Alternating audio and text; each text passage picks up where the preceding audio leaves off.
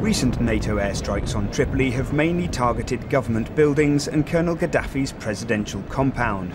But these latest attacks focused on the port.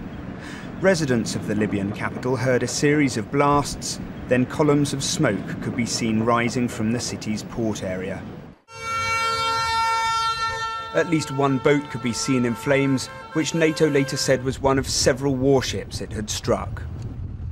For weeks, NATO has tried to keep up its pressure on the Gaddafi regime with such nightly airstrikes. But on the ground, the conflict between pro-Gaddafi forces and the rebel army appears to have hit a stalemate, with few signs of serious gains being made by either side.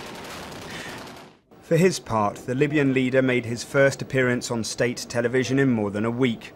Colonel Gaddafi was shown meeting a Libyan politician who has been holding talks with Russian officials in Moscow about the possibility of brokering a ceasefire.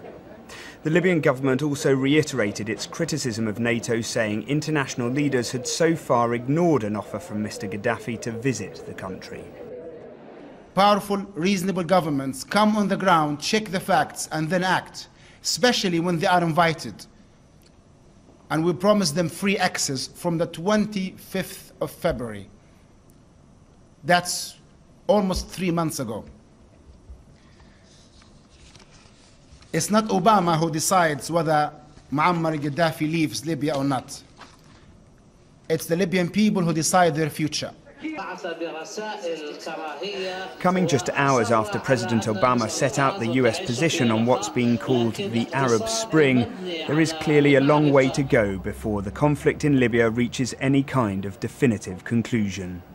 Will Grant, BBC News.